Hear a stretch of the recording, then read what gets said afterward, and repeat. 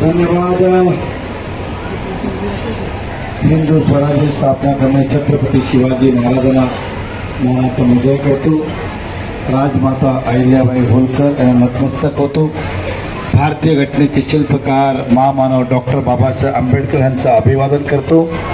धनगर समाज धनगरपाल समाज प्रतिष्ठानतर्फे आयोजित आजच्या या कार्यक्रमाला उपस्थित मंचावर आमचे स्नेही मित्र भारतीय जनता पक्षाचे ज्येष्ठ पदाधिकारी शंकरभाई बिरकर, मंचावर उपस्थित आमचे नगरसेवक अनिलजी बिराणी, आमचे भारतीय जनता पक्षाचे मंडळाचे अध्यक्ष अनिलजी ताटे, मंचावर उपस्थित बड़ेलाल पालजी, शरद सुलेवाजी, राजसाहेब बनगरजी, हर्षल धवनेजी, नेताराम लब्धेजी सर, दाजी मार्कंडजी, प्रभाकर बदनेजी, विद्या बोधेजी, सर्व उपस्थित मंचावर सन्मान्य गणमान्य समोर उपस्थित सर्व समाजाचे अग्रणीय आणि सर्व समाज बंधू, मी सर्वप्रथम शंकरभाई बिरकर आणि त्यांच्या टीमचं मनापासून अभिनंदन करतो की आपण आज या मेळाव्याचं आयोजन केलं आणि या निमित्ताने आम्हाला बोलवलं, जो सन्मान दिलं त्याबद्दल मनापासून आपला आभार व्यक्त करतो।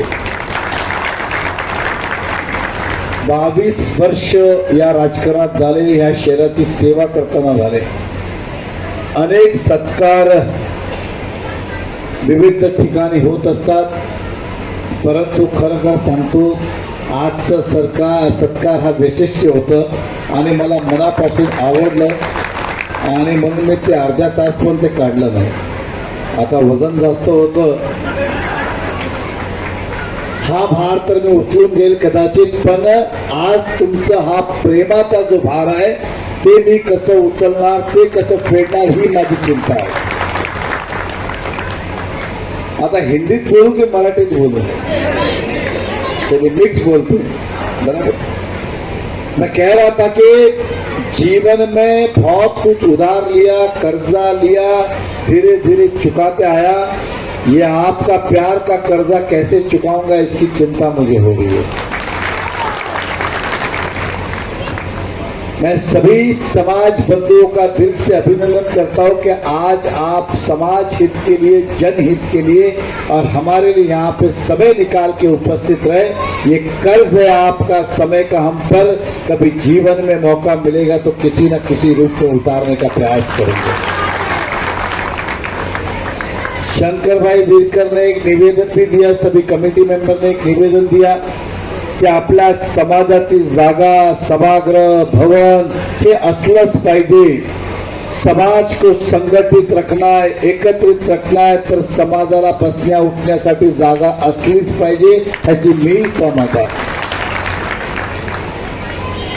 हम कहते हैं कि मेरा भारत महान, मेरा भारत महान इसलिए है क्योंकि आज भी विविध समाज हो, धनगर समाज हो, पाल समाज हो, अन्य समाज हो, सबने अपनी परंपरा, अपनी संस्कृति, अपने संस्कार आज भी टिकाए रखे हैं। इसीलिए हम कहते हैं मेरा भारत महान।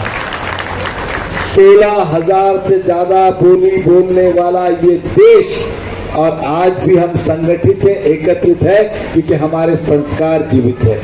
हमारे संस्कार इसलिए जीवित है कि ऐसे समय समय पे धनगर समाज प्रतिष्ठान की तरफ से समाज के कार्यक्रम होते हैं, और समाज के जब लोग एक होते हैं तब हमारी आने वाली पीढ़ी को हमारे विचार क्या है, हमारे तौर तरीके क्या है, हमारे रीति रिवाज क्या है, राजमाता अहिल्याबाई होलकर का क्या योगदान है हमारे समाज के प्रति, ये सब आने वाली पीढ़ी को पता चलता है। म्हणून वेळोवेळी अशा प्रकारचा कार्यक्रमाचं आयोजन झालंच पाहिजे, समाज संघटित राहिला पाहिजे। कुठलाही समाज छोटा किंवा मोठा नसतो, संख्याने छोटा मोठा असू शकतो, पण प्रत्येक समाजाची आपली प्रतिष्ठा है, ते कोणाबरोबर तुलना होऊ शकत नाही। हमारा समाज जिसका भी है वो महान ही है, हम सबको अभिमान है अपने अपने समाज के ऊपर।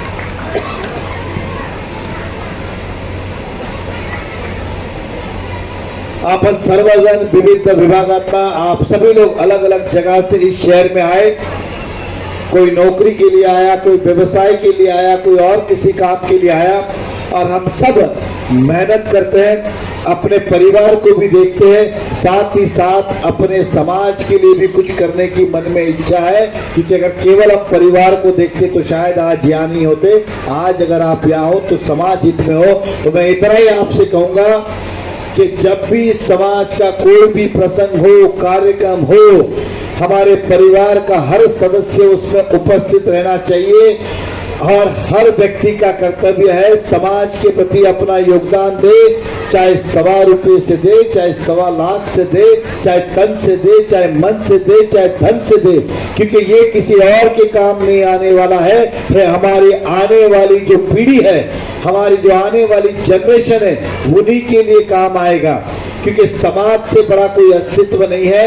व्यक्ति जिस समाज का होता है उससे बड़ा कोई सम्मान नहीं। व्यक्ति जीवन में किसी भी पद पे पहुंच जाए, कितना भी बड़ा हो जाए, कितना भी अमर हो जाए, लेकिन समाज के सामने वो छोटा ही होता है। समाज से बड़ा कभी कोई हो नहीं सका, और वो इसलिए कि हमने समाज को आज भी बरकरार देख रखा है।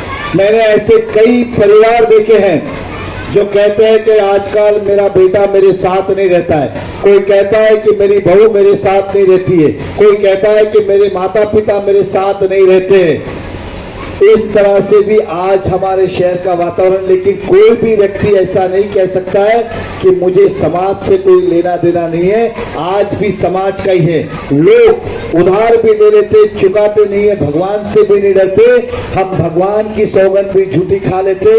जब हमसे गलती होती है तो हम ये नहीं कहते कि भगवान क्या कहेगा या पड़ोसी क्या कहेगा, हम ये बोलते हैं कि समाज क्या कहेगा। सही है ना?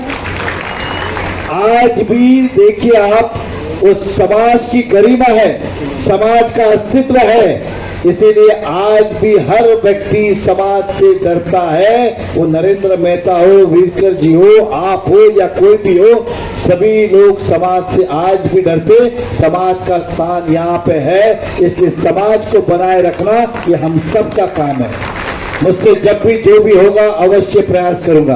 आप इस शहर के नागरिक हो, इसलिए आपको सारी सुख सुविधाएं मिले, आपके परिवार को सुख सुविधा मिले, आपका जीवन सुखमय हो, इसलिए सार्वजनिक सुविधाएं हम आपको देने का वादा करते। चाहे वो रास्ते की बात हो, पीने के पानी की बात हो, हॉस्पिटल की बात हो, आपके बच्चों की शिक्षा की बात हो या पक्के मकान की बात हो, जो कोई भी हो, ये देने का वादा हम आपसे करते हैं। मेरा भाईंदर आज तेजी से बढ़ता हुआ शहर है, आप सबको पता है। हमने 14 से लेके 19 तक, आप सब इस शहर के साक्षीदार हो, सभी लोग जानते, 14 से लेके 19 तक मीरा भाईंदर को रोज हमने बदला है। सीमेंट रोड बनाने की बात हो, मेट्रो की बात हो, फ्लाईओवर की बात हो, कमिश्नरेट की बात हो, लता मंगेशकर जी नाट्यगृह की बात हो, इस शहर में भाईंदर वेस्ट में पंडित भीमसेन जोशी बनाने की बात हो, या इस शहर में मिराउट स्टेशन की सुंदरीकरण की बात हो, रोड चौड़े करने की बात हो, इस शहर में कोर्ट निर्माण की बात हो, तहसील कार्यालय की बात हो, सोसाइटी रजिस्ट्रार की बात हो, और भी कई सारे काम, ये सब काम हमने 5 साल में किए कि नहीं किए? दिख रहे कि नहीं? तो आप मुझे बताइए, हमने जो किया वो तो दिखाई दे रहा है। 19 से लेके 24 तक आप केवल हमें एक काम बताइए इस शहर में हुआ, एक बताइए,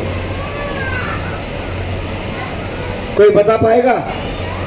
हमारे साथ छल हुआ, झूठे वादे हुए, और हम सबका कितना नुकसान हुआ है आप अंदाज नहीं लगा सकते। आपको शायद लग रहा होगा पीने का पानी नहीं आया, रास्ते खराब है, तो ये सोच आपकी गलत है। आप ऐसे व्यक्ति को चुन रहे जो सरकार में जाएगा, वो देश का भविष्य, राज्य का भविष्य, शहर का भविष्य और हमारे परिवार का भविष्य बनाएगा। मैं उदाहरण के तौर पे कहता हूं, जब जब शहर का विकास होता है उसका फायदा शहर के हर नागरिक को होता है। चाय वाला हो, ठेले वाला हो, रिक्शे वाला हो, दुकान वाला हो, शोरूम वाला हो या मॉल वाला हो, हर व्यक्ति को उसका फायदा होता है। जब शहर प्रगतिशील होता है तो आमदनी हर आदमी की बढ़ती है, चाय वाले से लेके उस शोरूम वाले तक। मैं उदाहरण के तौर पे कहता हूं, आप जिस भी मकान में रहते होंगे 2014 में उसकी कीमत क्या थी और आज उसकी कीमत क्या है, पता लगाइए। आपके मकान की कीमत बढ़ी कि नहीं? वो इसलिए नहीं बढ़ी कि आपका मकान चुना हुआ, वो कीमत इसलिए बढ़ी कि आपके इर्द गिर्द विकास हुआ। बराबर है कि नहीं? अगर हम गांव में रहते हैं और हमारे गांव में से एक सड़क चली जाए तो रातों रात जमीन की कीमत बदलती है कि नहीं? स्वाभाविक है। अगर हम होते तो 5 साल में और विकास करते तो आपकी आमदनी भी बढ़ती, आपके जगह की कीमत भी बढ़ती। जब आमदनी बढ़ती है तो खर्चा करने की ताकत भी बढ़ती है कि नहीं? अगर जेब में अगर दिवाली में 1000 रुपया है तो आदमी खर्च करेगा कि नहीं? 10,000 वाला 10,000 खर्च करेगा, लेकिन 10,000 वाले के पास 2,000 है तो वो भी 2 ही खर्च करेगा। इसलिए जब शहर का विकास होता है तो आमदनी बढ़ती है तो खर्च